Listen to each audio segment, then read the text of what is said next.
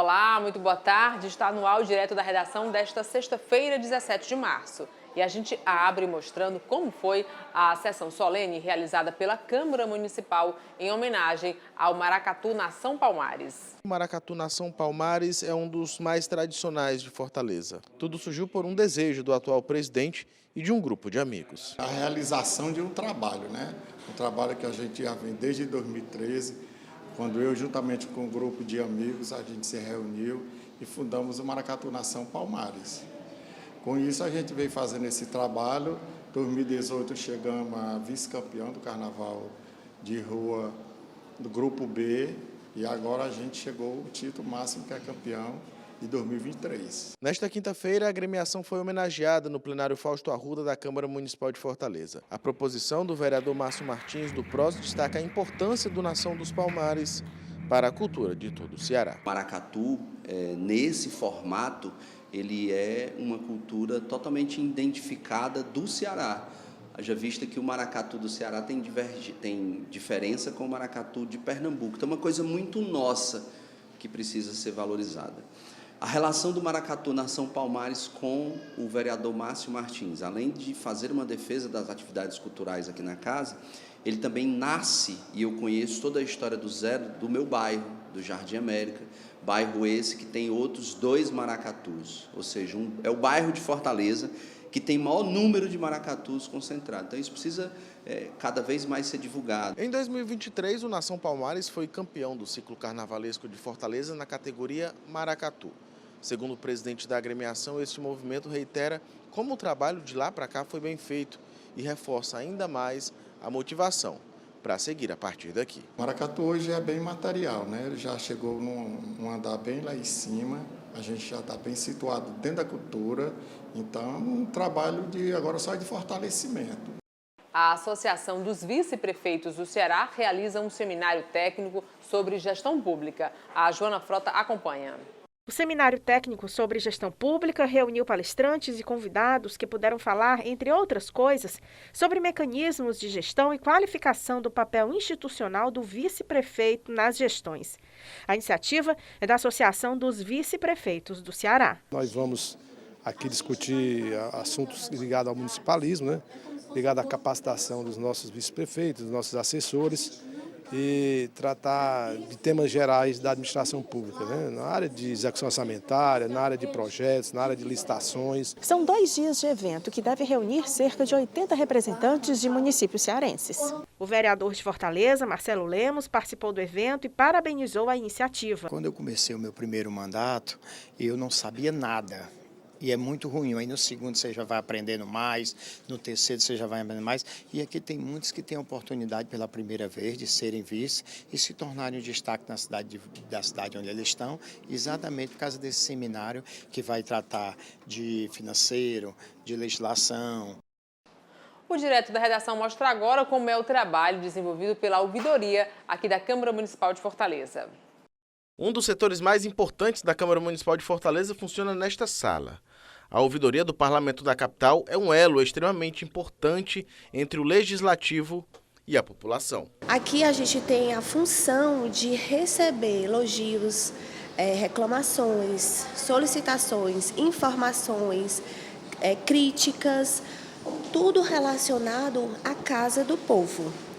As nossas demandas, elas são mais ligadas a projetos de leis, são ligadas também à prefeitura, quando a população ela necessita de um amparo, e a gente faz esse tipo de atendimento. A ouvidoria legislativa é responsável, por exemplo, por acompanhar a realização de projetos de lei e o trabalho dos vereadores.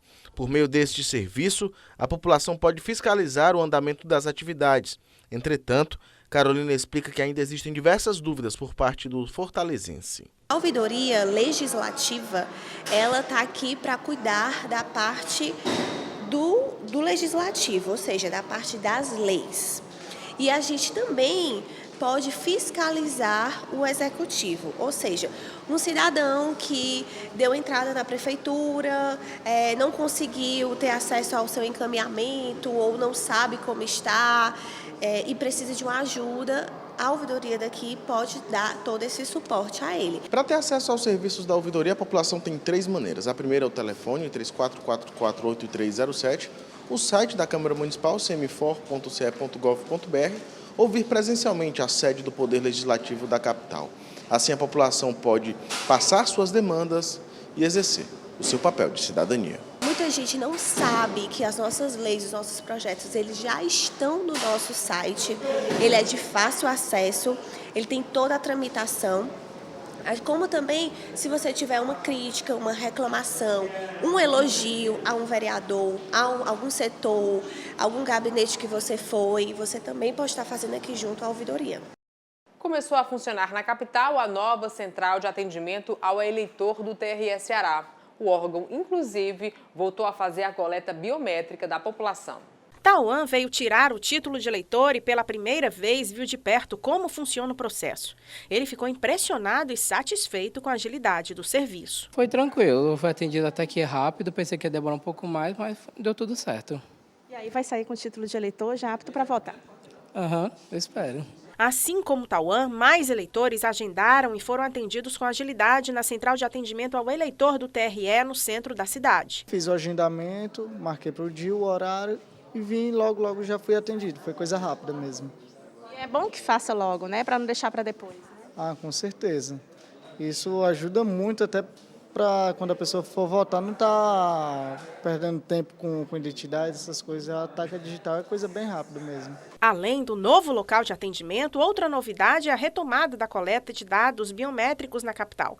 Quem procurar os serviços da Justiça Eleitoral em Fortaleza e ainda não tiver os dados biométricos cadastrados, terá atendimento com coleta das digitais, da foto e da assinatura. A Central do Eleitor funciona de segunda a sexta-feira, de 8 às 14 horas. Para ser atendido, é preciso fazer um agendamento através do Disque 148 ou do site do TRE. Nós temos com 2 locais de atendimento, né? Aqui no centro da cidade, porque a central de atendimento da Praia de Iracema foi desativada, foi mudada para cá, né? Para a Praça Coração de Jesus. E temos o prédio da sede nova do tribunal, no Luciano Cavalcante, próximo à Avenida Washington Soares. Então, ela deve procurar esses 2 locais, fazer o agendamento antes, né? Para que tenha o seu dia e hora efetivamente marcados, né? Não vai ter atraso, não vai ter correria, não vai precisar pegar fila, né? Já está marcada para aquele horário. Pausa rápida e no próximo bloco a gente fala sobre o Março Amarelo, mês dedicado à conscientização sobre a endometriose, doença que afeta 1 a cada 10 mulheres. É daqui a pouco, não saia daí.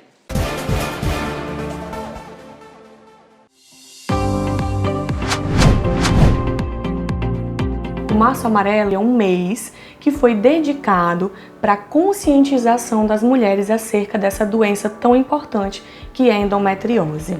A endometriose é uma doença inflamatória em que as células do endométrio, que é a camada interna do útero, elas acabam indo para outros locais, que podem ser ali por fora do útero ou até outros órgãos, como por exemplo bexiga, intestino, enfim, ovários, trompas, várias outras coisas.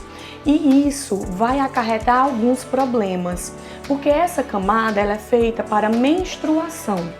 Essa camada que não está no local em que deveria estar também vai sangrar. Esse sangue vai provocar uma irritação daqueles órgãos onde ele está, do ovário, das trompas, da bexiga, do intestino, e essa inflamação provoca dor e pode provocar também outras coisas. A característica principal da endometriose é a dor crônica e o componente de infertilidade. Então existem diversas mulheres que às vezes nem sabiam que tinham endometriose, porque sim, a endometriose ela pode ser silenciosa e pode ser assintomática. O diagnóstico da endometriose, ele é um diagnóstico multifatorial. Então nós temos alguns exames que podem nos ajudar, como por exemplo, uma ultrassom transvaginal especializada, que é o famoso mapeamento para endometriose, ressonância nuclear magnética pélvica, mas o padrão ouro, que é aquele que supera todos os outros exames, é a laparoscopia.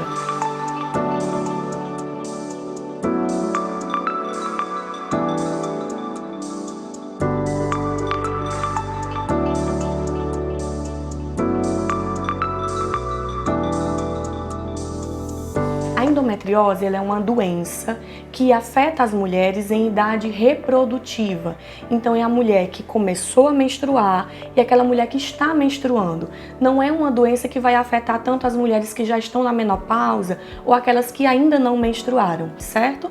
Mais ou menos em torno ali de 20 até os 45 anos. A dor na relação é uma queixa muito frequente e que acaba trazendo as pacientes e preocupando as pacientes nesse quesito da endometriose.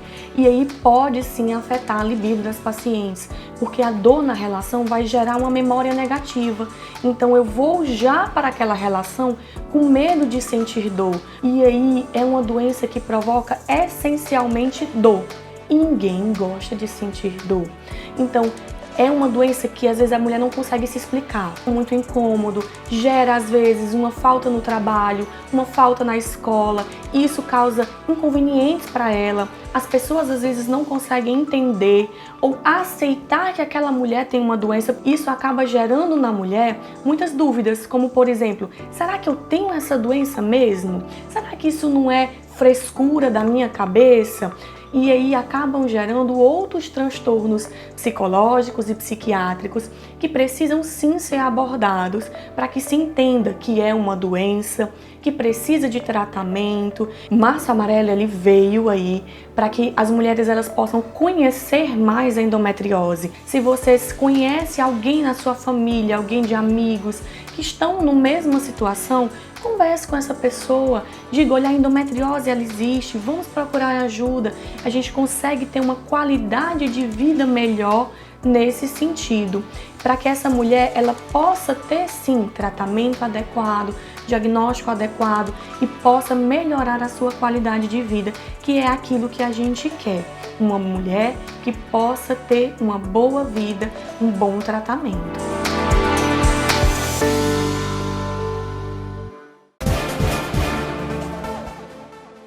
Direto da redação de volta, e a gente fala agora sobre o Março Amarelo, mês dedicado à conscientização sobre a endometriose. A doença afeta 1 a cada 10 mulheres. Sobre esse assunto, recebo aqui no Direto da Redação a médica ginecologista, doutora Catiane Lustosa. Doutora, muito bem-vinda ao Direto da Redação. Eu queria que a senhora começasse explicando o que é a endometriose. Então, eu queria agradecer o convite de estar aqui com vocês. Endometriose é uma doença crônica, inflamatória, que atinge 10 até 15% das mulheres. E hoje a gente sabe que ela é uma doença sistêmica, ou seja, ela não atinge só os órgãos femininos, mas ela atinge a saúde da mulher de maneira integral. Ela é o endométrio, que é a camada interna do útero, que é a responsável pela nossa menstruação, crescendo fora do útero. E ela começa a atingir órgãos perto da pelve ali feminina, como o intestino, a bexiga, os ligamentos do útero, o ovário, a trompa e até órgãos longe do útero, como por exemplo o diafragma, o pulmão. Então essa doença ela é muito inflamatória e ela tem causas genéticas e epigenéticas, por exemplo. Doutora, quais os sintomas da doença? Os principais sintomas são sintomas inflamatórios. Então se a gente lembra de qualquer coisa que inflama a gente lembra de quê? De dor. Então o principal sintoma da endometriose é a dor. E essa dor pode se manifestar de diversas formas. Por exemplo, uma cólica menstrual muito intensa. A gente sempre pede para a paciente classificar essa cólica como uma nota de escala. Então, de 0 a 10, quanto de dor você tem? Se a paciente pontua de 7 para cima, a gente já pensa numa endometriose. A outra dor que pode surgir é a dor da relação sexual. Então, nenhuma relação sexual pode ser dolorosa. Então, não existe, porque minha vagina é pequena, ou porque o pênis é grande, ou porque é incompatível, não existe. Isso a gente já sabe por completo. Então, ter dor na relação pode ser um sintoma de endometriose, sim. A outra dor que pode surgir são as dores de alguns órgãos. Então, por exemplo, dor para evacuar, para fazer cocô, ou dor para fazer xixi, ou alterações do intestino ou da bexiga durante o período menstrual, também é uma queixa importante de endometriose. Além dessas dores, são as dores crônicas, que já não tem mais a menstruação como uma causa, ou seja, uma dor diária de mais de 3 meses, que persiste, que a paciente não sabe, uma dor pélvica, então isso também pode ser endo. E a outra sintoma que a inflamação também influi é o sintoma da dificuldade de engravidar. Se eu pegar todas as mulheres com endometriose, metade delas pode ter essa dificuldade. Então faz parte até do diagnóstico, quando a gente está investigando um casal infértil, solicitar os exames da endometriose. E o tratamento da endometriose, como é que é feito? O tratamento ele vai ser de acordo com a idade da mulher. Então, quando a gente dá o diagnóstico clínico, a gente pede um exame de imagem, que é conhecido como mapeamento da endometriose, que é um transvaginal com preparo intestinal associado, porque ele é mais demorado, ele é mais específico, ou a ressonância pélvica, também com esse preparo intestinal, com pessoas que saibam ver. Feito o diagnóstico radiológico, a gente vai ver a gravidade da doença. Então, a partir daí, a gente classifica a doença em 3 a 4 graus. Se for grau 4, um grau mais grave, que acometa órgãos e danifiquem esses órgãos, a gente já vai direto para o tratamento cirúrgico. Se for um grau 1, 2, 3, que são doenças de leve a moderada, a gente vai para um tratamento ou clínico, a depender da idade. Então, a paciente tem dor, tem muita cólica, a gente pensa no tratamento clínico inicialmente, que vai envolver, às vezes, hormônios, mas principalmente mudança de estilo de vida. Como é uma inflamação, eu preciso diminuir essa inflamação. Então, se eu diminuo através da alimentação anti-inflamatória, acompanhamento nutricional, atividade física, um educador físico, a fisioterapeuta, eles todos são envolvidos, a saúde mental também, porque atinge essa parte do sofrimento feminino, e isso a gente precisa também com psicólogo, às vezes com psiquiatra. Então, juntando essa equipe multidisciplinar, a gente consegue tratar melhor e adequadamente. A partir daí, a gente acompanha. Se a doença não está evoluindo, se ela estacionou, se a paciente está com a qualidade de vida boa, ótimo, é acompanhamento anual. Se a paciente continua tendo muita dor, mesmo fazendo o tratamento hormonal ou de mudança de estilo de vida, ou se a evolução da doença existe, aí a gente parte para o tratamento cirúrgico. Se a paciente tem dificuldade de engravidar, eu não tenho como parar a menstruação dela, eu não tenho como ter tempo para mudar tanto o estilo de vida para poder ela engravidar. Então, às vezes, a gente opta pelo tratamento cirúrgico para melhorar essa chance de uma gravidez espontânea ou até para melhorar a chance de uma fertilização, de uma inseminação. Então, vai depender muito do objetivo da mulher e da gravidade da doença. Doutor, o diagnóstico precoce, ele ajuda? Demais. Então, hoje a nossa luta no Março Amarelo, esse mês, ele começou em 93, né? Já tem muito tempo. Foi lá nos Estados Unidos que tem uma ativista muito importante na causa da endometriose. E aí ela começou a falar no mundo inteiro. E aí a gente foi realmente proclamando esse Março Amarelo. Por quê? Porque ele é muito importante de ter um diagnóstico precoce. A gente sabe que a doença ela pode começar na adolescência. Então, essas meninas que têm muita cólica, que vão para a emergência, que tomam muitas medicações, que faltam colégio, esse alerta da gente dar o diagnóstico ali na adolescência faz com que a gente evite essa progressão. Porque se o acompanhamento é melhorar a dor e qualidade de vida, desinflamar, mudar estilo de vida, que pode potencializar a doença, pode ir aumentando a doença, e evitar que ela cresça e atinja esses órgãos, levando a um grau mais grave, a gente consegue mudar a vida dessa paciente, diminuindo chance de ter dificuldade de gravidez, diminuindo chance de ter dor crônica, de sofrimento, de dor na relação, depressão, ansiedade, que podem ser causadas por esses sintomas. Então, realmente a nossa luta é do diagnóstico precoce e da conscientização, não só das mulheres, mas dos profissionais de saúde, que às vezes negligenciam a dor feminina. Então, muitas vezes a mulher é tida como chata, que inventa a dor, que vem para emergência, é pitiosa, tá inventando. Então, a gente tem que tirar isso da cabeça. Dor não é normal. Então, a gente precisa realmente conscientizar toda a população. Quais as causas da doença? As causas principais, hoje a gente sabe que são genéticas, ou seja, vários genes que podem causar a dor, que podem causar o desenvolvimento da endometriose. Epigenéticas, que é o quê? Coisas da nossa vida, estilo de vida não saudável, que transformam um gene que era normal num gene que pode causar endometriose. E as causas imunológicas. Então, às vezes, quando eu tenho o gene da endometriose, eu tento desenvolver, mas o meu sistema imune atinge ali e não deixa, ok, eu não desenvolvo. Mas se o meu sistema imune não permite, né, que desenvolva, ele vai continuar. Então, as causas principais são genéticas, epigenéticas, que são mudanças do nosso estilo de vida não saudável, e imunológicas. Uma vez diagnosticada a doença, e se ela não for tratada, o que é que pode ocasionar? A dor e a inflamação sistêmica, ela pode causar uma sensação de adoecimento, uma febre que parece ser uma febre interna, que a paciente até brinca, eu estou me sentindo cansada, me sentindo febril, uma alteração psíquica, porque ela não entende aquele processo de dor na relação, por exemplo, então ela começa a ter dificuldade das relações sexuais, diminui a libido, piora esse processo do ser da relação sexual, e as dores crônicas, que são as principais a principal catástrofe da endometriose. Ter dor diária que não melhora com nada é enlouquecedor. Então, a gente quer evitar que chegue a esse tipo de causa, né, de tipo de dor, que atinge até 20% a 40% das mulheres com endo, por conta do atraso diagnóstico. A gente tem um atraso diagnóstico de até 7 a 10 anos, para você ter ideia. É muito tempo. Né? Tem algum perfil de mulher que é mais acometida por essa doença, de idade? Ela pode ser na idade reprodutiva. O que é a idade reprodutiva que a gente chama? Da primeira menstruação até a menopausa.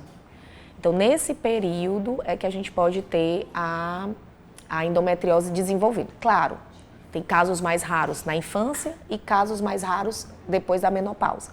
Mas durante todo esse período você pode ser acometida. O problema é que a gente não dá o diagnóstico na adolescência. E quando a gente não dá o diagnóstico na adolescência, vai desenvolvendo e aí pode gerar uma doença mais grave quando ela for tentar engravidar, por exemplo, aos 30 anos. Entendi. Doutora, para a gente encerrar essa entrevista, eu queria que você deixasse aí um alerta para as mulheres. Qualquer sintoma, procurar um especialista.